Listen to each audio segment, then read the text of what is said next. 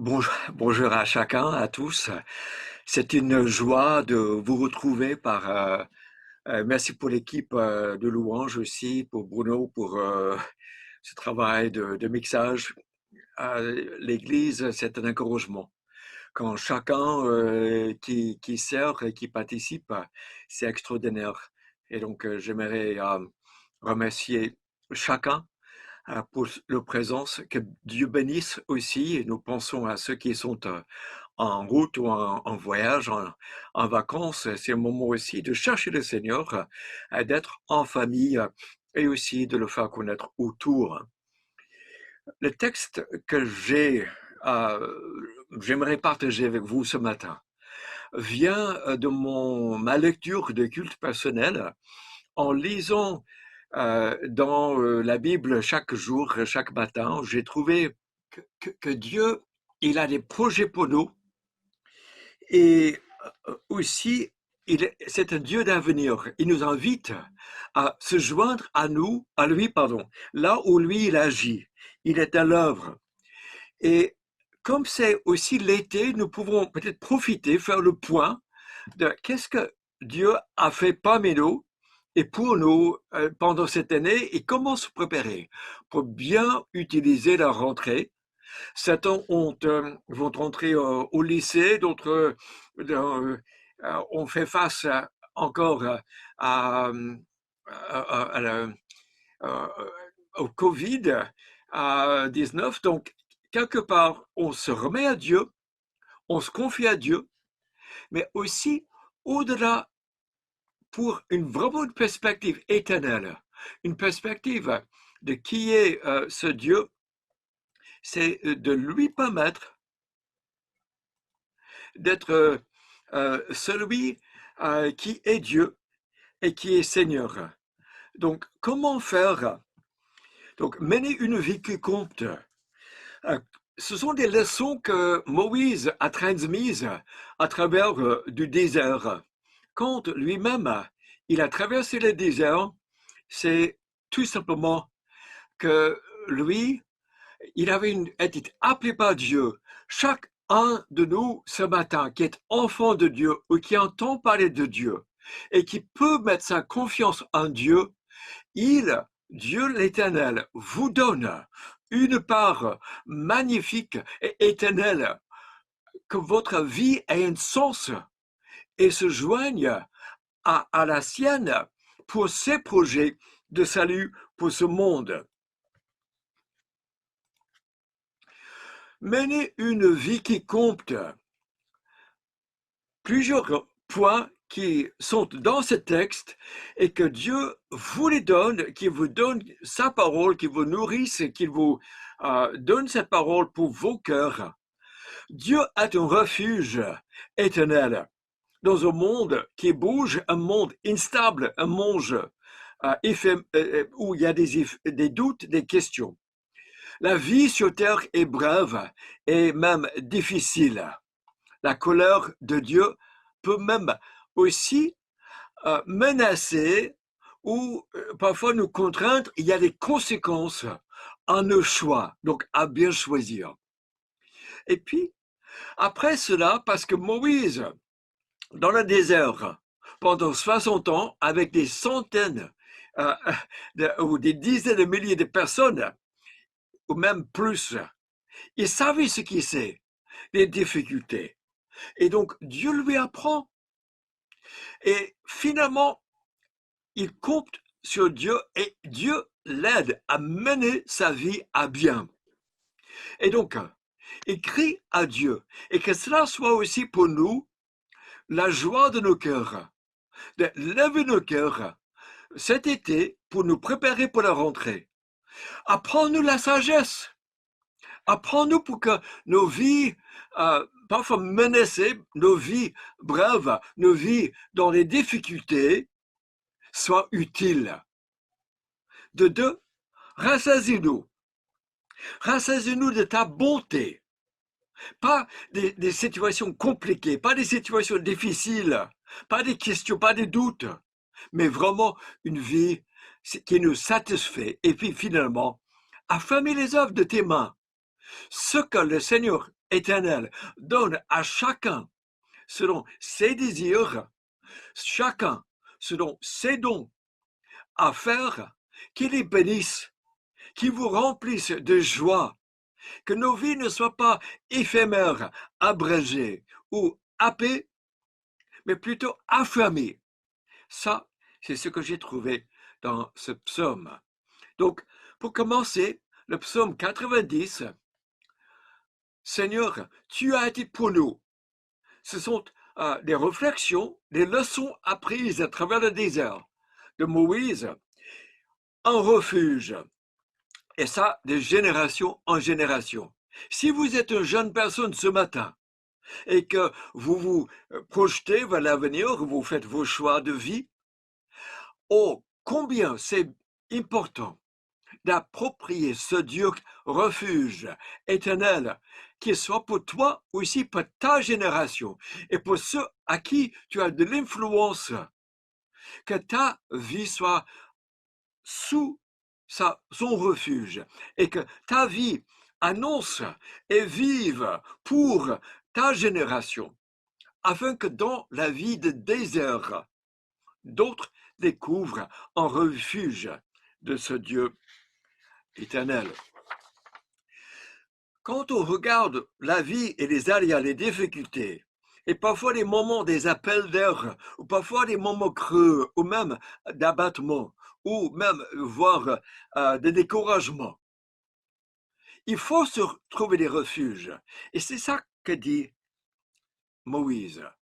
Il était celui qui était ce refuge vers qui même dans un milieu hostile, un milieu qui s'oppose, un milieu qui peut menacer, celui qui est donc pour nous un refuge. Et vous traverserez dans chaque génération des difficultés propres à votre génération, à votre vie. Et comme Moïse, qui a dressé sa tente à l'extérieur pour chercher l'Éternel, il a savé qu'il trouverait chez lui un refuge, un foyer, une maison. Celui qui dépense encore sa grâce, sa bonté, son amour, même dans les difficultés. Oh, jeune personne, enfant, famille de Dieu, qui écoute ce matin, qu'on sache se réfugier, s'ablottir contre le Père, qu'on revienne comme le fils prodigue qui était parti loin de la maison, qu'on revienne vers la maison du Père, qui l'embrasse, qui l'aime, qui encore le nourrisse, qui le nourrit.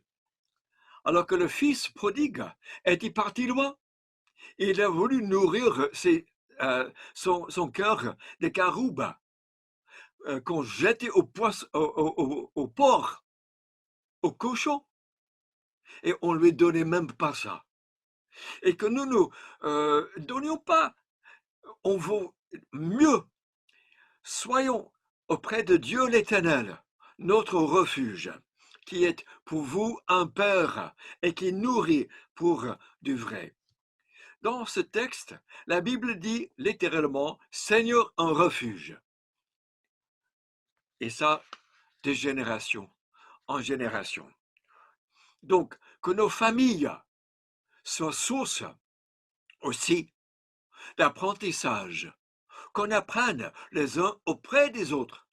Et vous, les enfants, apprenez de vos parents, peut-être de leurs erreurs, mais aussi à saisir pour votre génération, afin que cette promesse de salut, c'est pas simplement de la religion, c'est un Dieu unique, le Dieu seul de l'Éternel. Avant que les montagnes soient nées, avant que tu aies créé la terre et le monde, d'éternité en éternité, tu es Dieu, Elohim, créateur. Il n'y a rien à comparer avec les instabilités de cette vie, les promesses vaines et vides de ce monde qui miroitent, des pubs qui nous agressent. Ne vous y confiez pas. c'est passager, c'est inutile, c'est vain, c'est éphémère. Mettez votre confiance en Dieu créateur, des montagnes qui ne bougent pas, qui sont fermes, durables et fiables.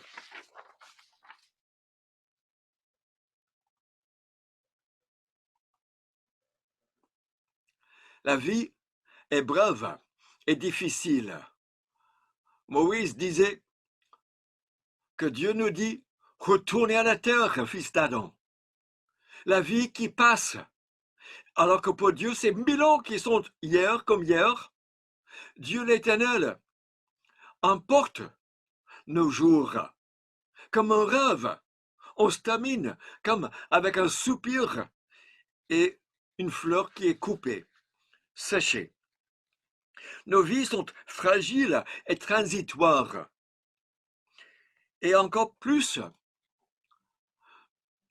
ce qu'on peut chercher du travail, des talents ou ailleurs, mais Moïse, qui regardait tout, il disait que l'orgueil de nos mains, de nos vies plutôt, n'est que peine et misère.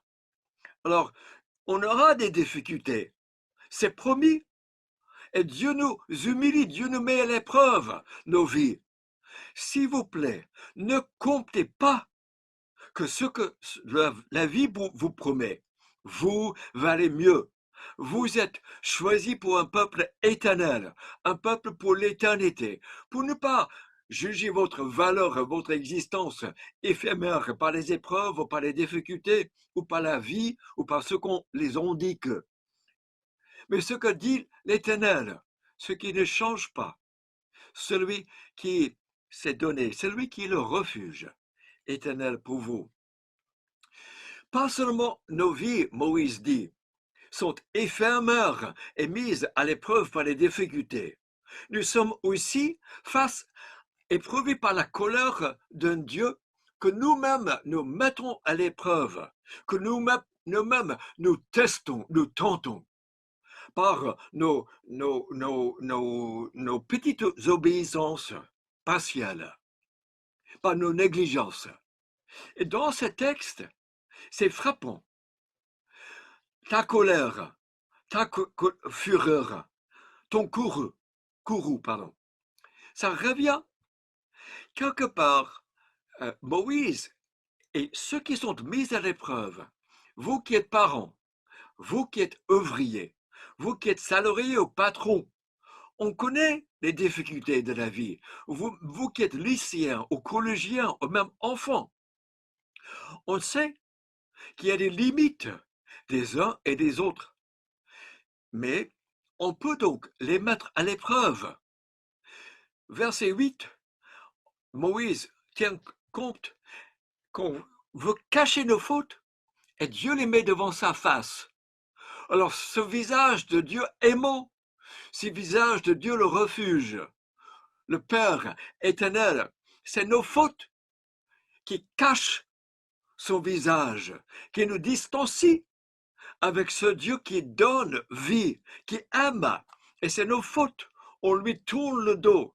On est comme des enfants prodigues qui prennent de la distance avec Dieu dans un pays lointain et qui souffrent quand on le fait, de la famine de ce monde sans Dieu. Moïse dit que nos jours disparaissent, se cumulent par peine et misère, et puis il termine par verset 11. Qui a conscience de la force de ta colère? C'est délicat. Quelle que soit notre part dans le royaume de Dieu, ne prenons pas à la légère la bonté de Dieu, la patience de Dieu, mais plutôt Moïse, qui pour lui-même, c'est sa réflexion sur sa vie et sur son expérience, qui a conscience. Il s'interroge et il veut qu'on tire profit de leurs difficultés, de leurs épreuves, afin que nous-mêmes nous soyons avisés, que nous-mêmes nous profitions davantage de la bonté de Dieu et qu'on ne le prenne pas à la légère. Le mot kourou est un mot important, le avant-dernier mot dans ce verset, qui vient de la racine d'une inondation. C'est comme Dieu, la vase de Dieu est remplie et lui, ça déborde. Et on peut mettre à l'épreuve la patience de Dieu qui s'attend à ce qu'on se tourne vers lui. Il démultiplie les occasions de ce monde, de venir vers lui, de trouver son pardon, sa grâce et de revenir à lui. Mais on peut faire déborder sa patience. Celui qui est lent à la colère est riche en amour et en bonté et qui donne sa bonté pour des 1000 générations pour ceux qui le connaissent, mais qui aussi rendent jusqu'à à la 3e génération pour nos fautes. Nos fautes ont des conséquences, dit Moïse. Et ça peut déborder et il veut qu'on soit avisé. Il veut qu'on tienne compte, qu'on mette des limites à nos vies, à nos réflexions, pour qu'on soit heureux dans un monde qui dit qu'on fait ce qu'on veut, quand on veut. Autrement dit, Moïse dit que ta colère consume.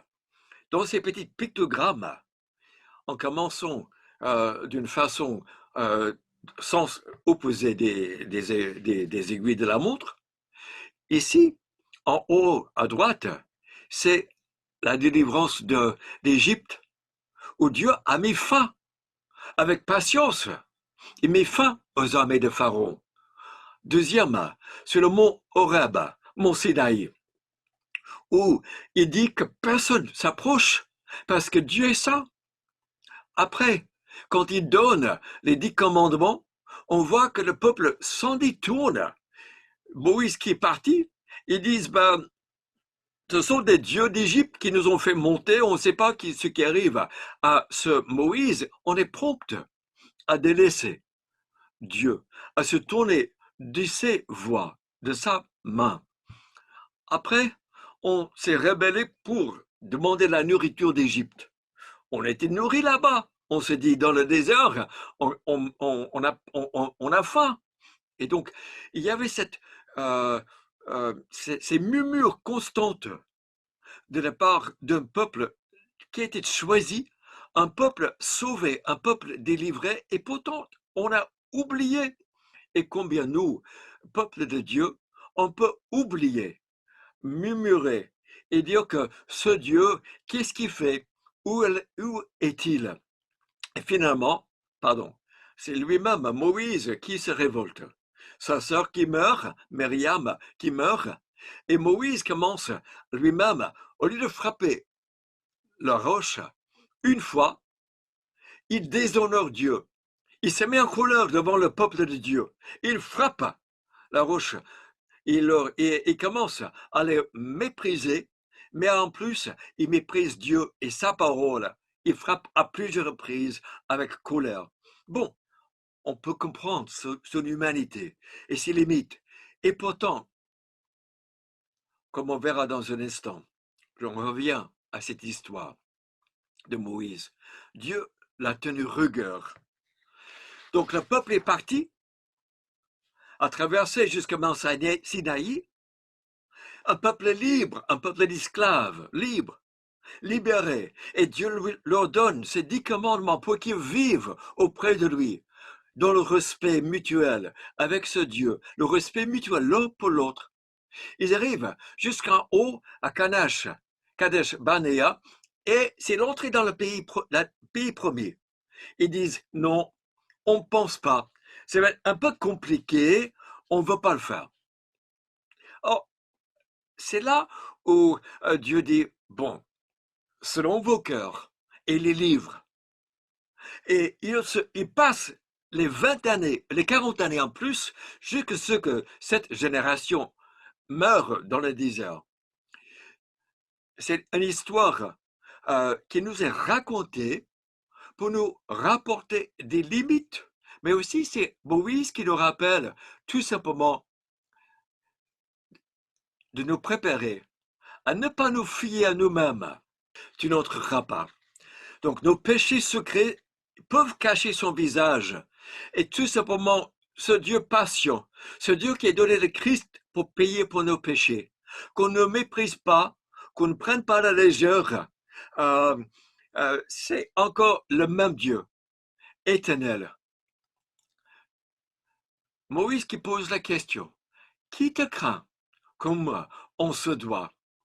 Et je pense que on peut simplement être attentif à ce Dieu qui est riche en bonté, afin qu'on le respecte, afin qu'on se tourne vers lui, pas vers autre chose. Il tient rigueur à lui-même. S'il a tenu rigueur à Moïse, comme on voit en haut à droite, Moïse n'est jamais entré, sauf avec le Christ à la transfiguration, mais lui-même, il est mort en dehors. Que nous-mêmes, nous apprenions, Moïse dit, qu'on apprenne de ses erreurs, qu'on apprenne de par les difficultés des autres, qu'on apprenne des difficultés des générations passées, à craindre Dieu, à le respecter, à l'aimer de tout notre cœur, toute notre âme. Tremblez donc devant le Seigneur, avec respect. Tremblez devant sa bonté, devant sa sainteté, devant son amour qui change de roc en source d'eau. Dieu est un refuge, la vie est difficile et éphémère, et la colère de Dieu peut tenir rigueur de nos fautes, des conséquences, même si nos fautes sont pardonnées à la croix de Christ. Notre vie est cachée en Christ, mais les conséquences, Dieu les donne. Donc attention quand même. Comment faire donc pour terminer des leçons d'apprentissage? Regardons les bontés de Dieu. Il nous apprend à compter nos jours, que nos jours soient utiles. Il nous donne la sagesse, sa pitié. Il nous rassasie de sa bonté. On est plutôt des jours de joie et d'allégresse. Il nous réjouit. Il nous donne ces œuvres qui sont manifestes pour nous, pour nos enfants, pour nos familles, au sein de nos difficultés. Il nous rafraîchit, de sa grâce et aussi de l'œuvre de ses mains. Enseigne-nous. Maintenant, c'est le plaidoyer. Enseigne-nous. Reviens, Éternel. Rassasie-nous. Réjouis-nous. Que tes œuvres soient manifestes. Ta gloire, ta bonté parmi nous, qu'on les voit. Et puis finalement, affermir l'œuvre de nos mains. Donc c'est un cri du cœur de Moïse. Il veut vraiment vous bénir dans ce psaume. Ô Dieu éternel, apprends-nous à compter nos jours, que nos jours comptent. Incline notre cœur de ta sagesse. De deux, reviens et console-nous. Et puis satisfais-nous de ta bonté, ta joie, tes œuvres, ton amour, et puis finalement, oh, que nos vies comptent, qu'on ne soit pas éphémères et passagers et rejetés loin de ta face, inutiles, mais que nos vies soient affermies. Donc, apprends-nous, reviens, satisfais-nous et affermis-nous. Ça commence. Toutes les bénédictions, quand on se tourne, on se laisse enseigner, et quand on revient, et l'Éternel, lui, il revient à nous. Après, on est rassasié, réjoui, on voit sa gloire. Et c'est ça le souhait le plus affamé, nous qui portons le beau nom de Jésus-Christ, mort pour ce monde et ressuscité, et qui divorce et qui prépare son royaume pour nous. Et puis après, il vous invite dans son royaume à œuvrer pour que vos mains soient bénies, vos œuvres de vos mains soient bénies parce qu'on se joint à lui. Apprends-nous à compter. Enseigne-nous la sagesse. Dans nos cœurs, pas que dans nos oreilles, pas simplement devant nos yeux, mais dans nos cœurs. Quand cette parole, cette espérance, Dieu l'Éternel, le refuge dans le désert, pas ce monde, mais on apprend de lui et nos cœurs sont transformés de sa sagesse. Il enseigne, nous, et que nos vies futiles, nos vies sinon éphémères, dans un désert, comptent, ne soient pas apportées, ne soient pas balayées, mais plutôt remplies de sa sagesse, de sa grâce, parce qu'on s'y applique. Après, c'est l'Éternel qui revient, il retourne. Quand nous apprenons nos cœurs, c'est lui qui se manifeste pour vous. Quand ça entre et quand nos cœurs le suivent. Pitié, il manifeste pour nos erreurs. Pitié pour nos faiblesses. Pitié et consolation. Le grand livre du Consolez-vous, Isaïe 40.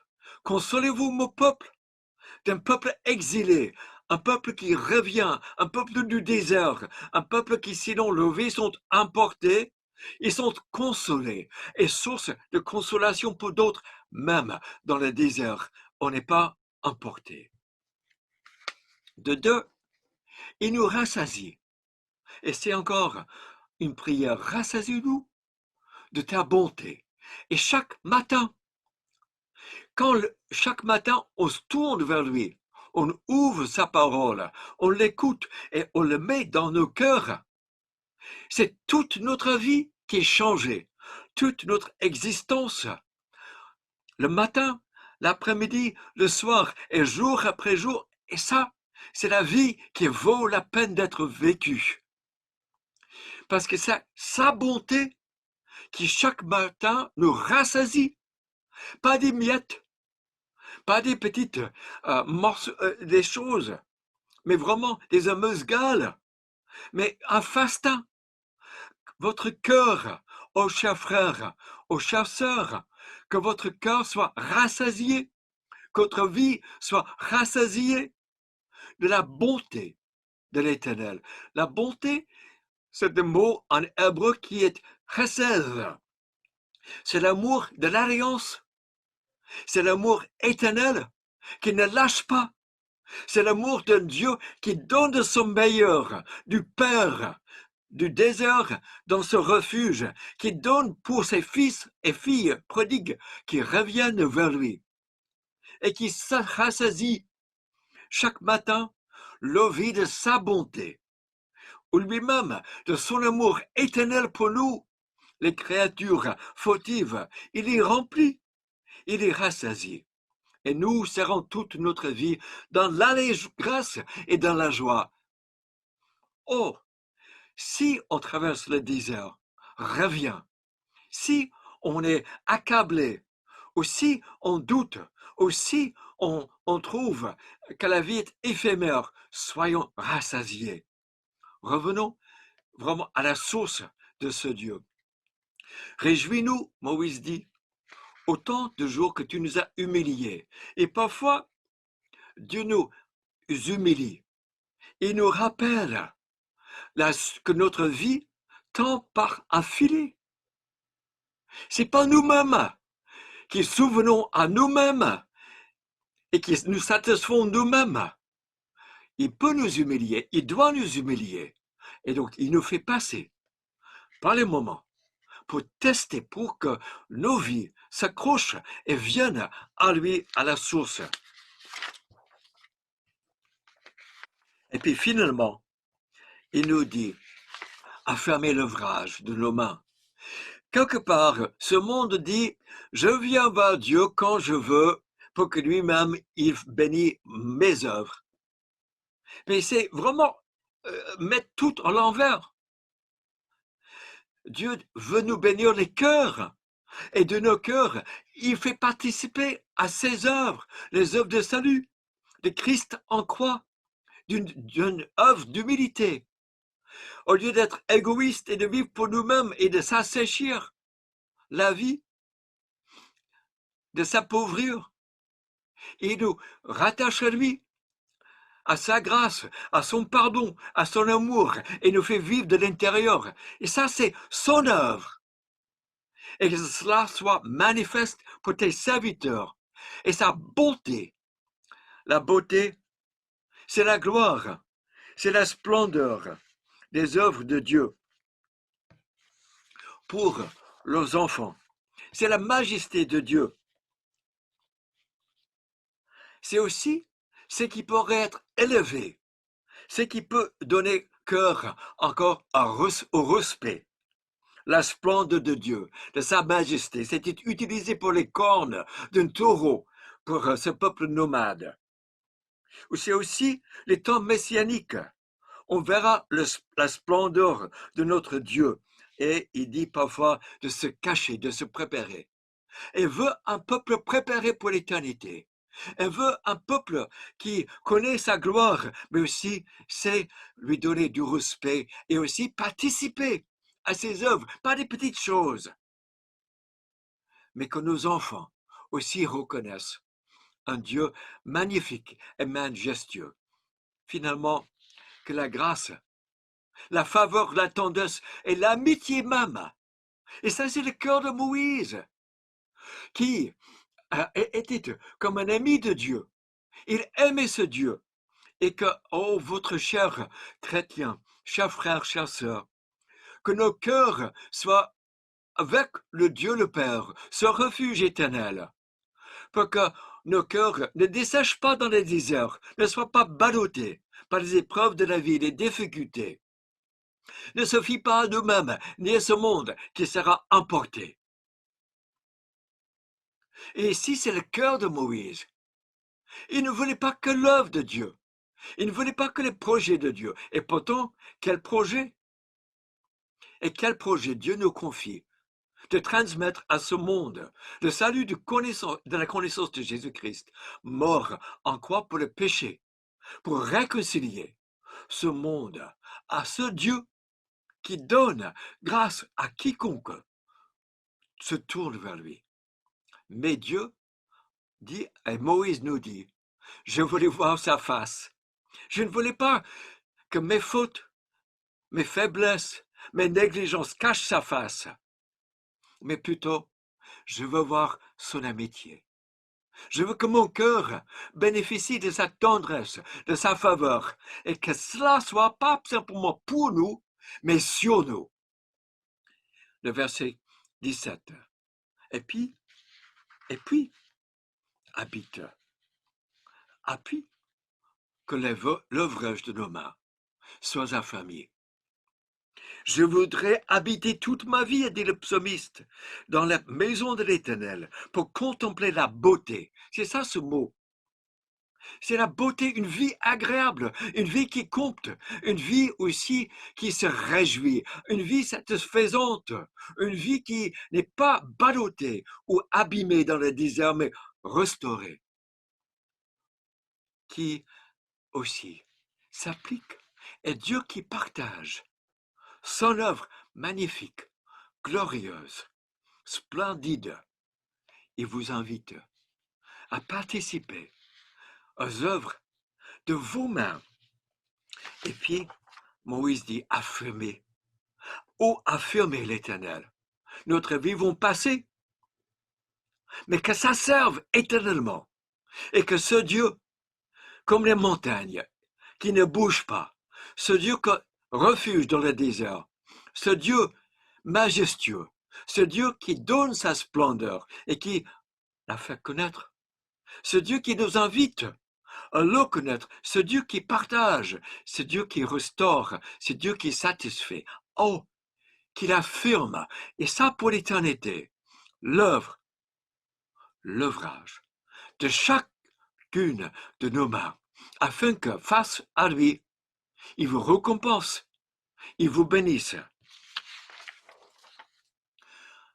Il nous a créés pour des œuvres bonnes, qui est préparé d'avance, a dit l'apôtre Paul.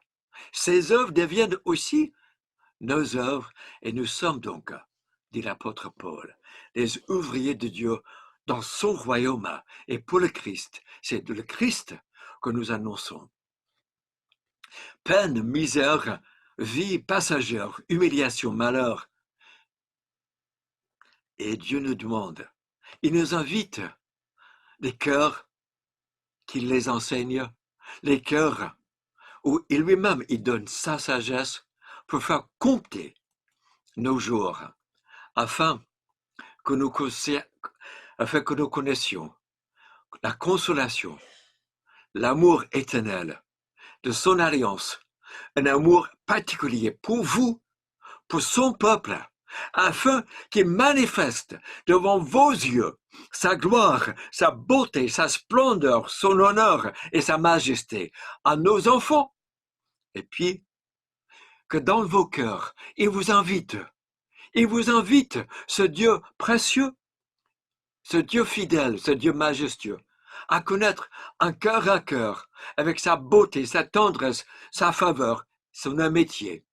Et puis, que vous ayez donc cette joie, cette allégresse pour toute une vie, et que vos œuvres soient affermies, et cela pour l'éternité. Ça commence quand le cœur se tourne vers lui pour le chercher chaque matin. Celui qui était cloué à la croix a commencé par ce psaume, mon Dieu, pourquoi tu m'as abandonné? Et se termine par, vous qui craignez l'Éternel, louez-le.